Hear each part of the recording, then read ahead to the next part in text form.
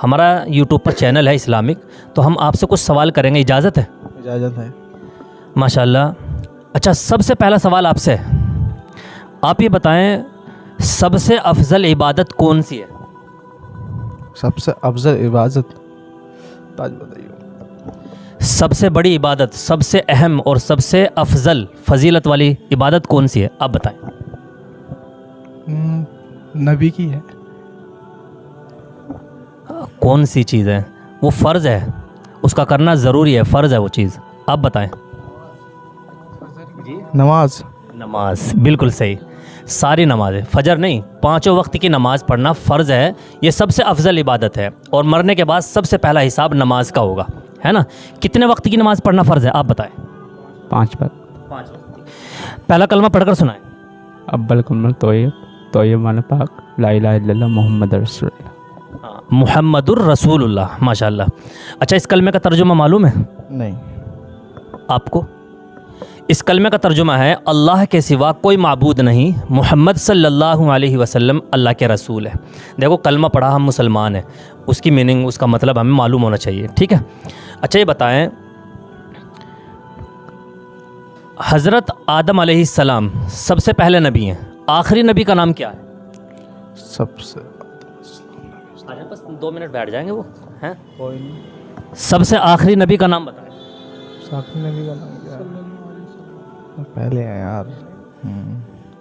सबसे पहले नबी का नाम मैं खुद बता रहा हूँ, हज़रत आदम है। आखिरी नबी का नाम आपको बताना है। आ जाओ, माशाल्लाह, आप आओ। हाँ, आप बताएं। नबी करीम सल्लल्लाहु अलैहि वसल्लम। नाम बताओ उनका, असली नाम क्या है? थोड़ा सा पूरा नाम एग्जैक्टली याद नहीं। मोहम्मद सल्लल्लाहु अलैहि वसल्लम। हाँ, मोहम्मद सल्लल्लाहु अलैहि वसल्लम। अच्छा, एक और सवाल आपसे करेंगे, थोड़ा सा पीछे को, थोड़ा सा ये लुक इधर से आ जाएगा। अच्छा, ये बताएं, हज़रत मूसा अलैहिस्सलाम अल्लाह के नबी हैं, है ना? हज़रत मूसा अलैहिस्सलाम ने दरियाए नील पर डंडा मारा, जिसकी वजह से रास्ते बन गए थे। वो कितने रास्ते बने थे, वो मालूम करना चाह रहा हूँ। एक ही रास्ता बना था पूरा, जहाँ तक उनको पहुँचना था। एक ही रास्ता बना और उस रास्ते से सारे पार हो गए, और फिरौनी वो सब उसमें तबाह हो गए। डूब गए। लेकिन जवाब ये अधूरा है आपका। रास्ते जो बने ना, वो 12 बने थे। कितने? 12 बने थे। हाँ। अच्छा, एक और सवाल करेंगे आपसे, आप ये बताएं, है जी? आप बताएं, कोई नहीं, उनसे भी मालूम कर लेंगे। ये बताएं, हमारे नबी मोहम्मद सल्लल्लाहु अलैहि वसल्लम ने किस शख्स के बारे में फ़रमाया कि अगर आपने इनको राज़ी कर लिया तो मैं भी राज़ी? हमारे नबी ने, है जी? अपने माँ बाप को। अच्छा, सवाल करने से पहले बता दिया, माशाल्लाह। माँ बाप को अगर हमने खुश कर लिया तो अल्लाह भी राज़ी, है ना? और माँ बाप को नाराज़ कर दिया तो अल्लाह भी नाराज़। हाँ।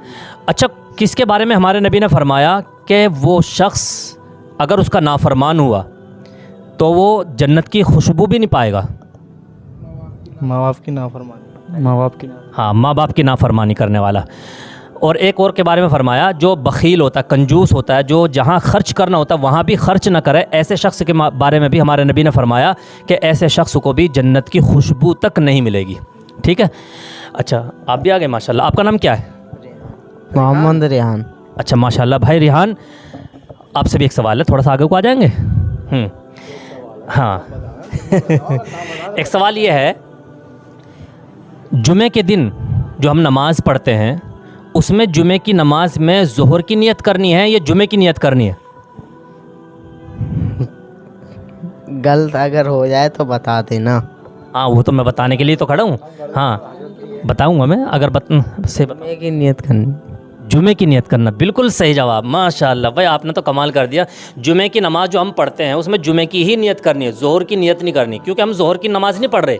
हम कौन सी नमाज़ पढ़ रहे हैं? जुमे की नमाज़ पढ़ रहे हैं, तो इसलिए हमें जुमे की नियत करनी पड़ेगी। इसमें बहुत कन्फ्यूज़ रहते हैं।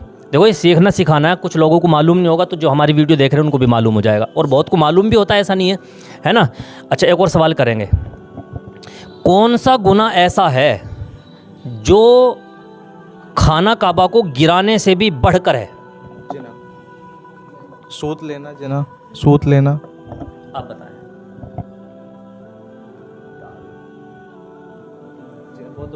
कौन सा गुनाह ऐसा है जिसके करने पर मतलब खाना काबा को गिराने से भी बड़ा गुनाह है वो।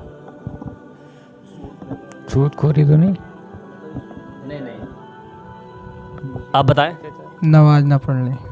नहीं नहीं, मुसलमान का कत्ल, हाँ मुसलमान का कत्ल करना ये खाना काबा को गिराने से भी बड़ा गुनाह है। वही बोला ना, मजलूमों पर अत्याचार वगैरह। अच्छा अच्छा चलो मजलूम तो देखो कोई भी हो सकता है, यहाँ मुसलमान की, हाँ हमारे नबी ने ये फरमाया, एक खाने काबा तो किस कदर पाकीज़ा है, तेरी खुशबू कितनी उम्दा है, लेकिन एक मुसलमान की कीमत और उसकी इज़्ज़त तुझसे कहीं ज़्यादा है ना। हाँ, और ईमान वालों के पास सबसे बड़ी दौलत क्या है? ईमान वालों के पास सबसे बड़ी दौलत क्या है? मुसलमानों के पास सबसे बड़ी दौलत कौन सी है?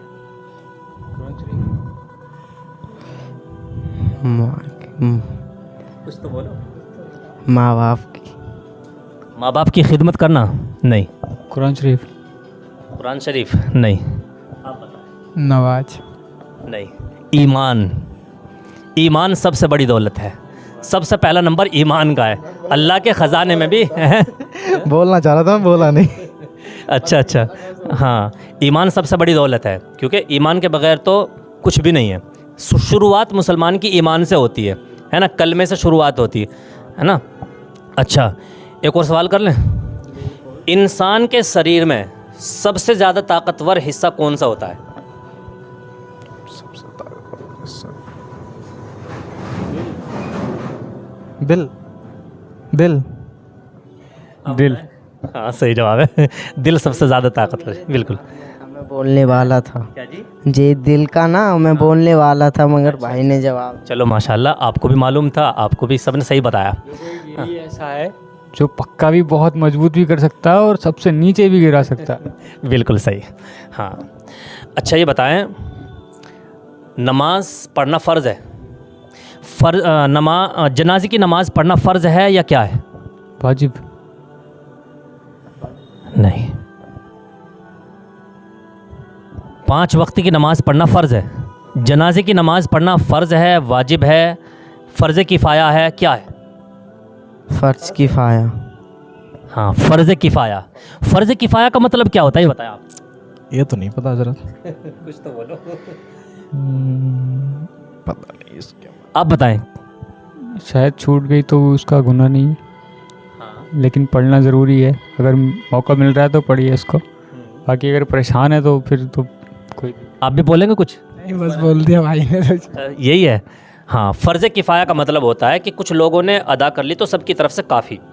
हाँ, अगर किसी ने भी जनाजे की नमाज नहीं पढ़ी तो पूरी बस्ती गुनहगार है। फ़र्ज़ किफ़ाया का मतलब होता है ये ऐसा फ़र्ज़ है कि सबकी तरफ से काफ़ी हो जाएगा, चंद लोग पढ़ लेंगे। हाँ हाँ, गुनहगार नहीं होंगे।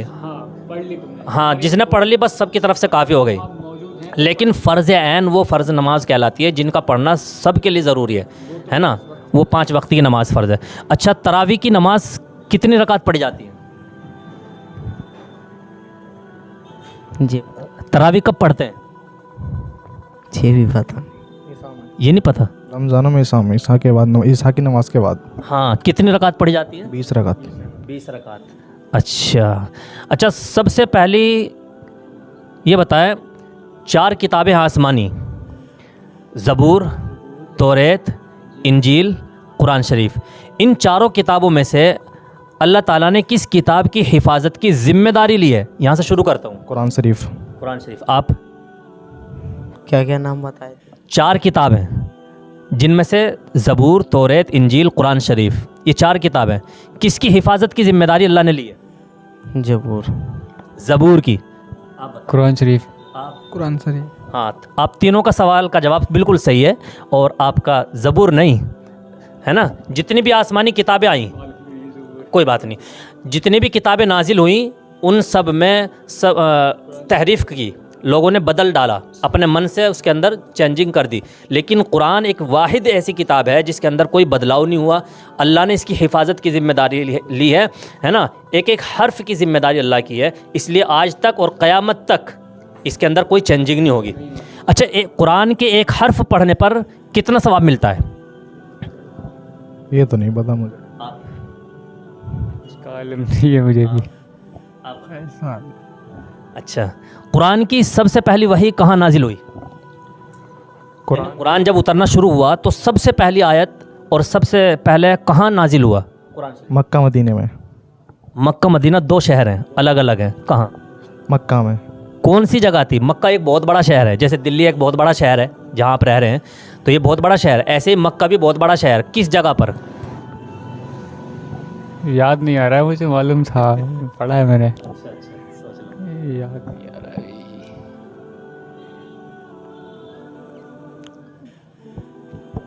कहाँ पर रहते थे वो, जहाँ जिस जगह पे, याद नहीं आ रहा। आप बताएंगे? नबी जो रहते थे।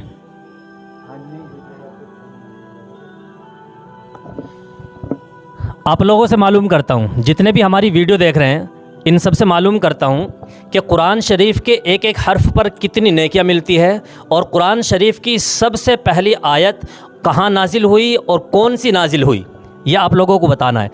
अच्छा, माशाल्लाह आप लोगों ने बहुत सारे सवालों के सही जवाब दिए हैं। बहुत खुशी हुई आपसे मिल करके माशाल्लाह। अस्सलाम वालेकुम, इजाज़त चाहते हैं।